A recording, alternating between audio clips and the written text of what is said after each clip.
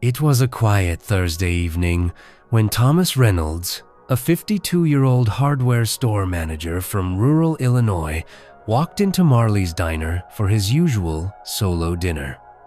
The place was nestled on the corner of Main and Cedar, where the neon sign flickered like a tired heartbeat and the booths creaked with the weight of stories far older than the linoleum floor beneath them.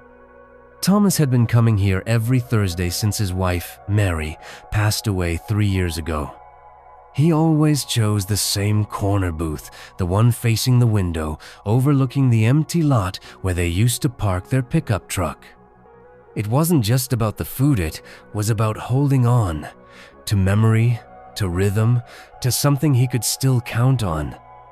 He carried a book with him, though he rarely read it. Most nights he'd sip his coffee and stare at the patterns on the glass, thinking about how Mary used to doodle stars in the condensation. That night, the coffee steamed in front of him, untouched, when the door chimed and a new energy swept into the room. A young woman entered, flanked by 3 kids under 10. She looked barely 30, and she wore that unmistakable look of exhausted courage. One child clung to her coat, another tugged at her sleeve, and the third smallest of the bunch dragged a threadbare stuffed dog across the floor, its ears trailing like stories untold. They took a booth 2 rows behind him. The waitress, Ruth, came over with menus and crayons, the same ones she always used to hand to Mary and Thomas when they brought their nieces along. Thomas glanced back without turning fully. He saw the woman her name was Brielle, though he didn't know it yet smile at her children with lips tight and tired. One of the kids spilled water. Another cried. Brielle apologized, cleaned up quickly, and hugged the smallest one close. He looked down at his cold coffee and felt a pool not of pity, but of empathy. Something deep, familiar, the kind of quiet pain that doesn't ask for help, only space to keep going. When Ruth returned to his table to refill the cup he hadn't touched, Thomas said, "Could you add their dinner to my tab?" She paused, her pen hovering. "All of it?" He nodded, just anonymously.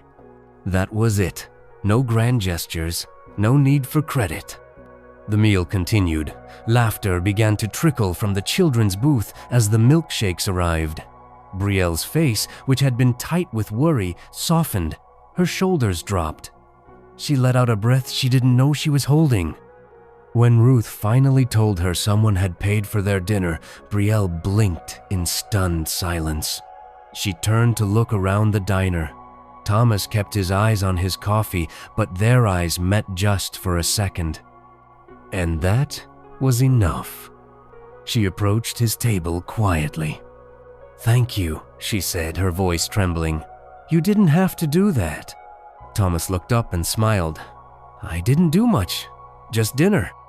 Tears welled in her eyes, but she blinked them back. To me, it was everything.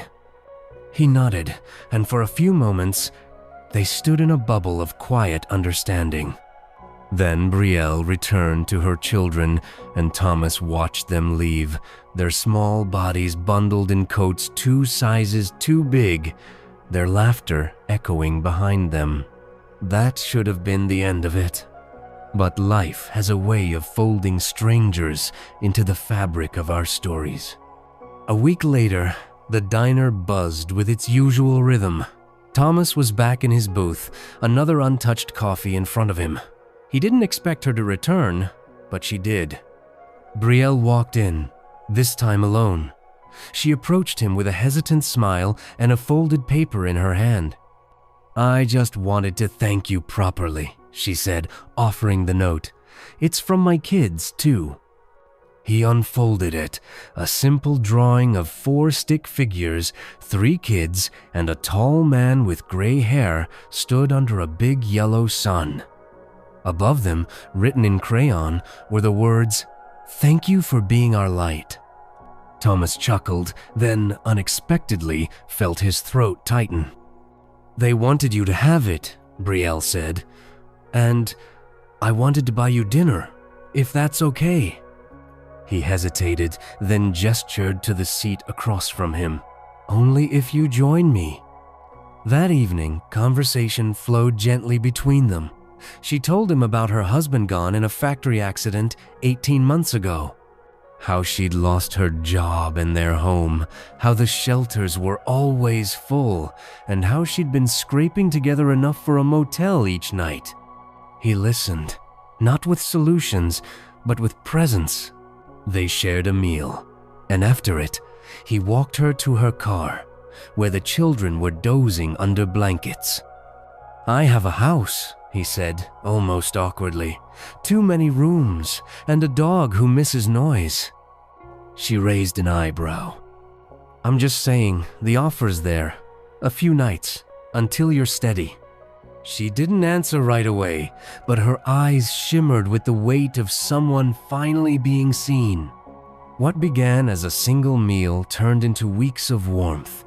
The children loved Daisy, Thomas's golden retriever, who had once slept at Mary's feet and now cuddled beside 3 new souls each night. Thomas taught the oldest how to fix a broken lamp. The youngest painted rainbows on the garage wall. Laughter returned to rooms that had long forgotten it. Brielle, once fragile with fatigue, began to glow again. She cooked dinner, helped in the garden, and one evening surprised Thomas with a peach pie that tasted like August. He didn't expect to fall in love again. He had packed that part of himself away, folded like an old shirt in a drawer. But there she was, reminding him that healing doesn't come with fireworks. Sometimes it comes with spilled crayons and borrowed space. One evening, while the kids were outside playing tag under the porch light, Thomas stood beside Brielle in the kitchen. The soft hum of life surrounded them. "You've brought life back into this place," he said. She smiled. "You gave us a place to start." He reached into his pocket and pulled out something small, a delicate silver key, looped with a tag. She looked at it. "What's this?" "The front door. If you want it, I mean, if this feels like home to you too." Her eyes filled. She took the key with shaking hands. "It already does."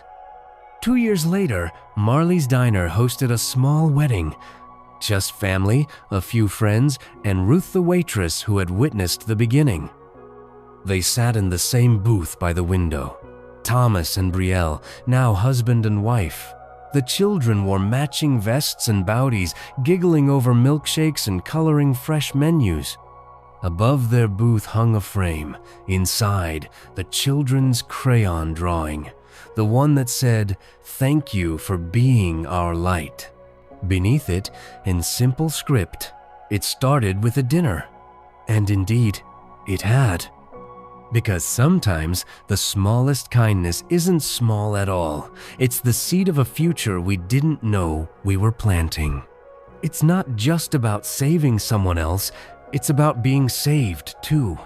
This story is fictional or dramatized for storytelling purposes and complies with YouTube's policies.